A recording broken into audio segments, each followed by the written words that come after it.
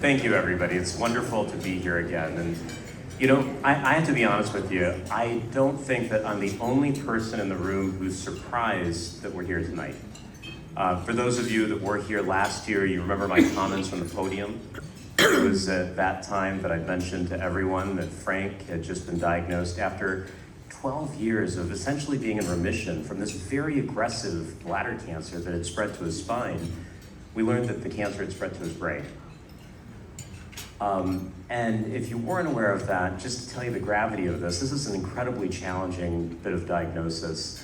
Frank, after having been through many rounds of chemotherapy with me more than a decade ago, he said he was up for the challenge. I put him through a barrage of targeted therapies, of immunotherapy, of radiation to the brain, and he just passed once again with flying colors. Frank, you're incredible. Congratulations.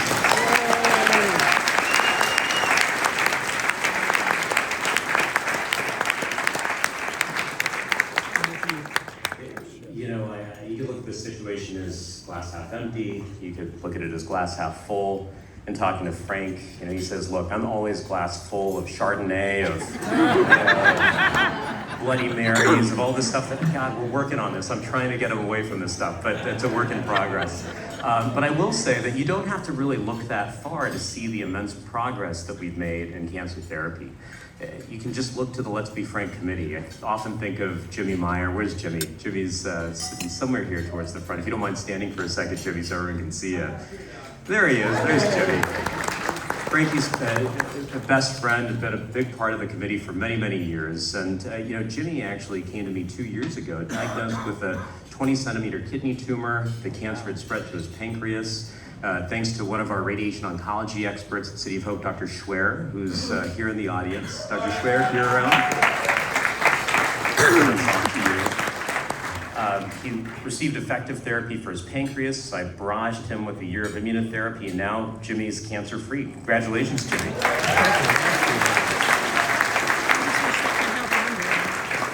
And he's back to his very important work of betting on those horses in Vegas. So keep it up, Jimmy. We need you. We need you. But no, Jimmy's an awesome guy. You can look to other members of the committee. Brett Harden. Brett Harden is one of our amazing gala co-chairs. Brett, if you don't mind, I won't make a stand here. But Brett came to me just about 6 months ago and said, well, gosh, I've been diagnosed with this aggressive form of prostate cancer. And we often think of prostate cancer as being something pretty benign, pretty indolent. And it can be, but Brett's tumor had taken this aggressive form, spreading to his spine, compromising his ability to walk. So this is really life-threatening stuff. And Brett came to our new facility in Orange County. We treated him there with an aggressive regimen of chemotherapy and hormones. And I just had a call with Brett this past week, and we often follow this blood test called a PSA to tell us the status of prostate cancer. And Brett's, thankfully, is approaching 0. So Brett, congratulations.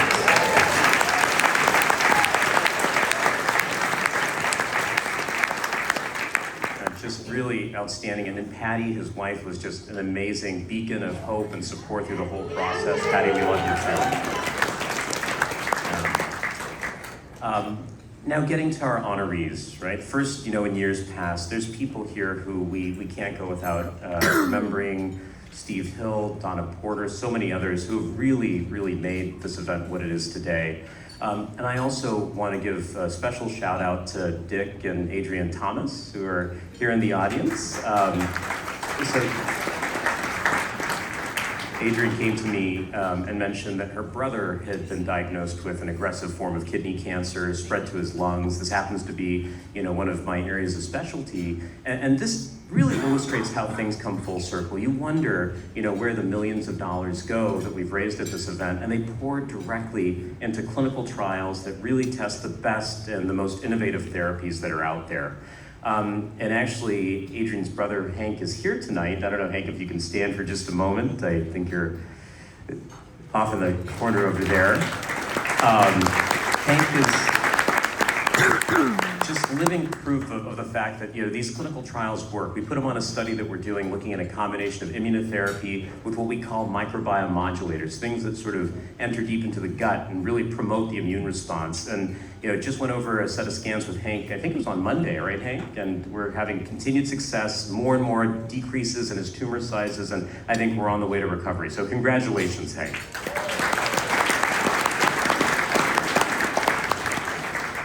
For our honorees this evening, I'm so thrilled to be honoring Sheriff Barnes, who's been really just a mainstay of this event for a long time. Sheriff, thank you.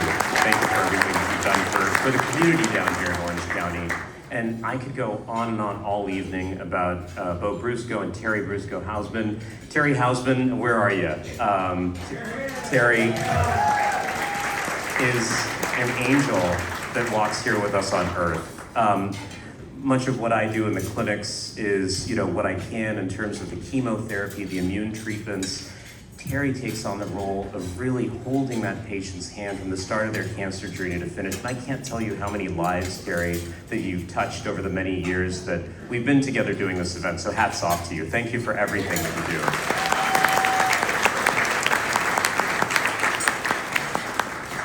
I will say that, with this role that I've taken on at City of Hope, I've gotten to know so many of you in this room personally. I would hazard to guess that a quarter of the folks in this room are people I call close friends, and, frankly speaking, some in the room have become my best friends.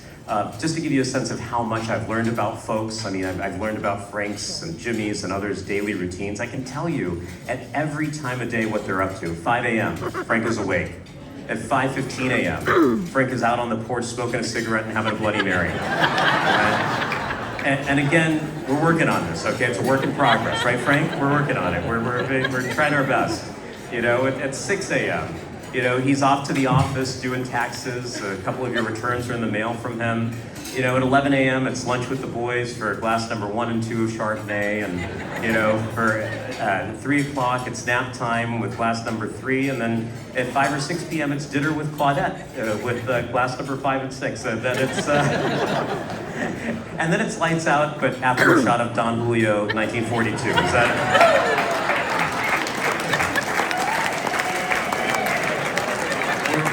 We're working on it. I'm taking this very seriously. I mean it.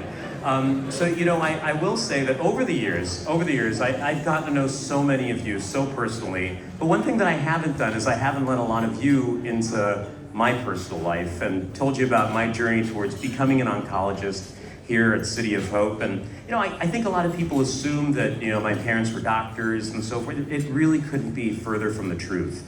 My dad came from India back in the 1960s. He was studying the ancient art of cartography, which is map making at Northwestern. So this is back in 65 or thereabouts. But just like AI has taken over a lot of jobs today, the jobs in map making dissipated relatively quickly. So he bounced around from one job to the next. He was selling vacuum cleaners for a while. He was in the insurance industry, and things got really tough during the recession. He lost his job at that point. And this is right around the time that me and my younger sister came around. I have a sister who's 2 years younger than me. And years passed, and with months and months of him not finding work, he started turning to alcohol. It became a little bit of a challenging time at home. And I'll never forget, my sister and I were studying in our room. We were both 13 years old, and I just remember, hearing him laughing in the living room. I thought to myself, that's unusual, a little out of character. So we ran out of our room, and it was in fact him sort of screeching in pain, clutching his chest. And my dad was actually having his first and his last heart attack at that point. So this is actually the same year that, as many of you know, I'd started college. I was 13 at the time. I was lost, and I realized, not typical. But I'll never forget that experience. I remember my dad being shuttled to the hospital, right? Being shuttled to the hospital. It was a challenging ordeal. And I remember walking into the emergency room and seeing a doctor who had the most cold and sort of callous expression on his face. And he said to me, "Your dad's over there in the next room if you want to see him." No explanation, no discussion, no thought, no dialogue. And I did see him. My dad had tubes sticking out of his mouth. He was partially dressed. And I just remember thinking to myself, if I ever go into medicine, I will never in a million years make a patient feel that way. And that's really a tenet that I've lived by since then.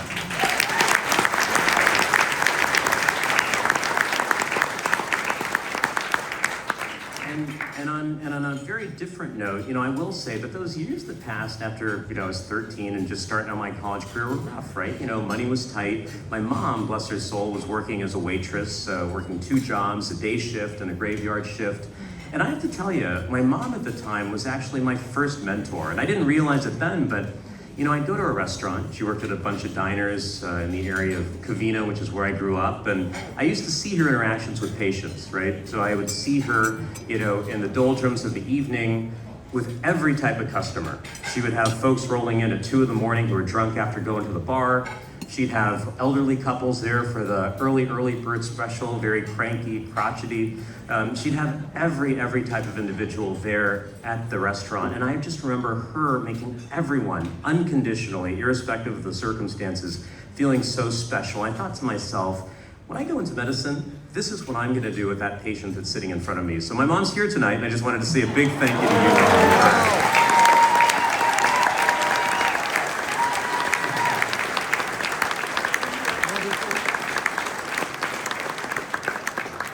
For the absolutely incredible lessons that you've imparted on me. It just means the world. I think we all know that compassion is critical. You can't go through the cancer journey without lots of compassion and lots of care. But you also can't get through the cancer journey without discoveries, without research, without the next latest and greatest therapy to give us outcomes like Hank, like Jimmy, like Frank, like everyone that we've mentioned tonight and seen tonight within this room. With that in mind, I'm so grateful for the fact that a lot of people in this room have been here for every single year that we've had this event, 12 years now and running. So thank you to all of you. It's absolutely incredible, the level of support that you show. And I know in my heart of hearts that if we continue to do this and if we continue to work together, we'll continue to make an impact on everyone sitting here on this room. So thank you again for your support.